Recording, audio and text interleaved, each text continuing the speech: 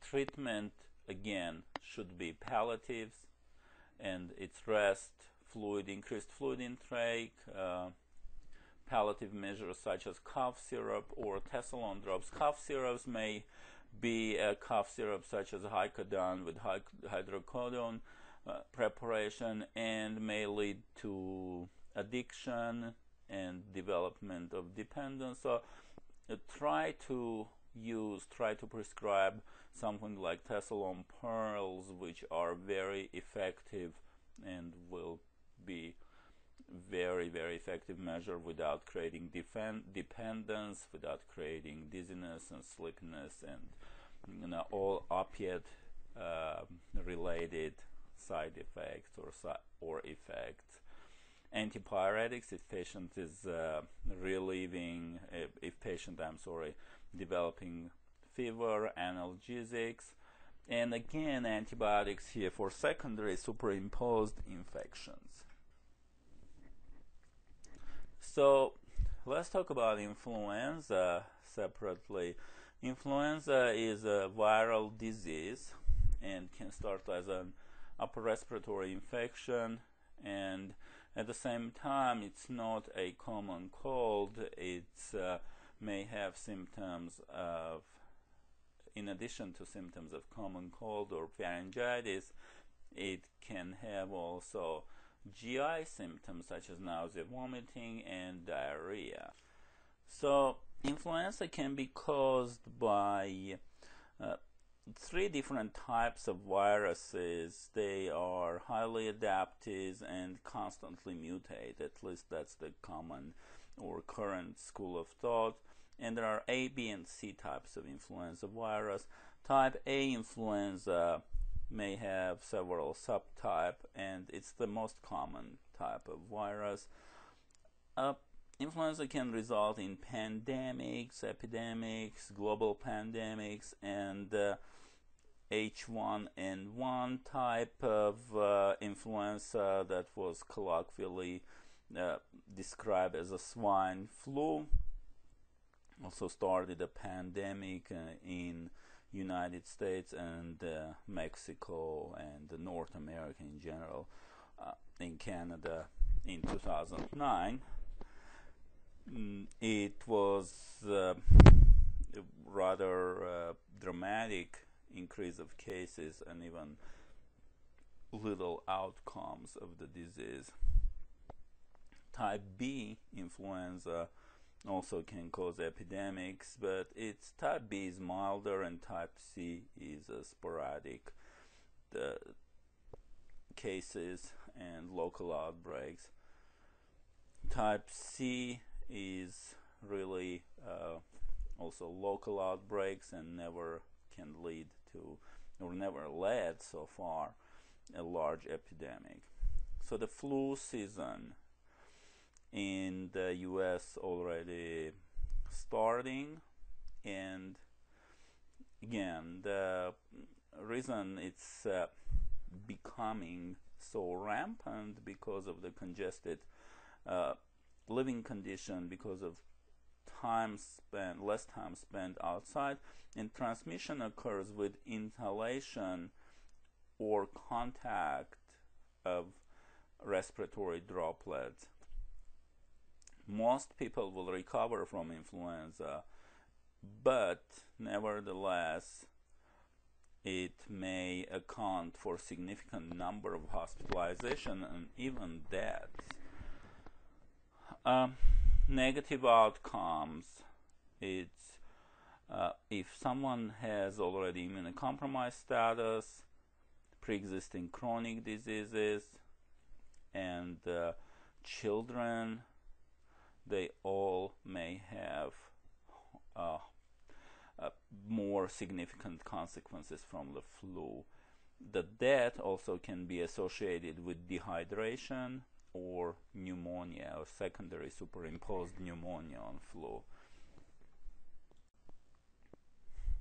So this is a viral disease that again spread by coughing, sneezing, droplet infection, and The influenza may have incubatory period 1 to 4 days, and the most contagious is patient after 1 day after onset and symptoms. And influenza usually starts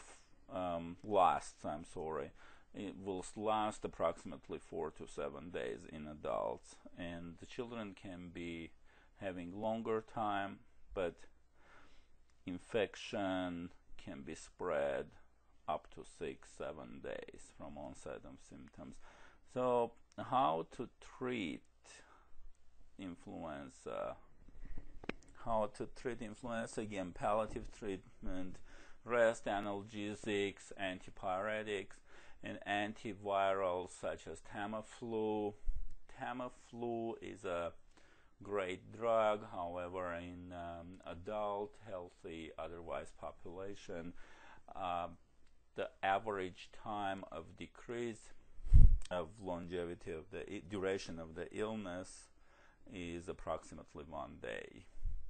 So for some of us, 1 day is nothing significant. For others, it's a great time to recover from illness, great time to gain from recovery from illness and get back to work. But again, traditional treatment may be very effective: rest, analgesic, antipyretics, and also I'd like to add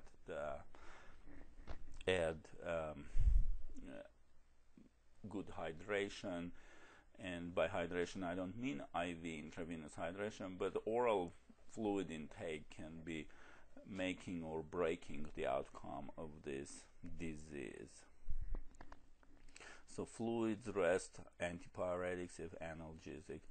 Prevention is hand washing, avoiding crowding spaces, and vaccination. Again, effectiveness of the vaccine varies. It can be from 60 to 80%, and there is a chance that the vaccine even will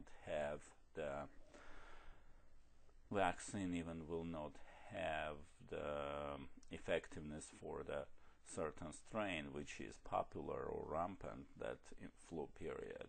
So making a vaccine, it's really educated guess, and it's a prediction of which strain will be more popular or more prevalent that flu season. So again, to finish this discussion about influenza, it's also important to know that there is some linkage, as we talked before, to influenza vaccination and Guillain-Barré syndrome, but those cases aren't so occurring so often, and there's still studies needs to be done to confirm or reject this hypothesis of the correlation between Guillain-Barré syndrome and influenza vaccination.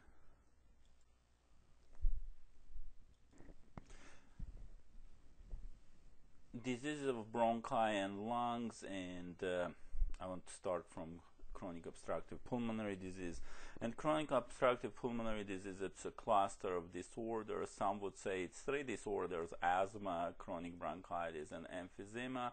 Others say chronic bronchitis and emphysema. So I would like to include here just 2 of the major causes or types, types, and it's chronic bronchitis and emphysema. We talked about asthma previously, and chronic bronchitis and emphysema, there is a strong linkage to cigarette smoking, and it's rather difficult to treat disease, and the improvement is rare or almost impossible. But when patient discontinues the behavior, and behavior leading to development of COPD, still they can maintain the functioning of the pulmonary system on the level that was they basically can, they can prevent the further deterioration of the pulmonary system if they start preventive measures, they stop the use of offending agents such as cigarettes. COPD is basically irreversible. At the same time, it's progressive. Tissue degeneration will occur, and at the same time airway obstruction. So the patient will not be able to independently work or function in general. Secondary to hypoxia and hypercapnia, which can result in respiratory failure.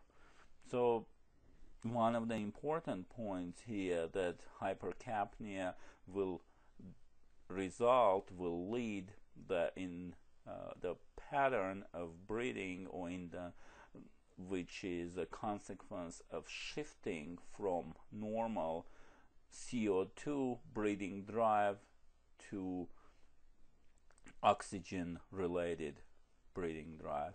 COPD, of course, can lead to cor pulmonale, right-sided heart failure, and other more rare diseases. Most significant factor again is cigarette smoking. But besides the cigarette smoking, inhalation of chemicals, pollutant, and may result in COPD. So when your patient presents with COPD, the smoking may not be the only or the factor that caused it. Smoking is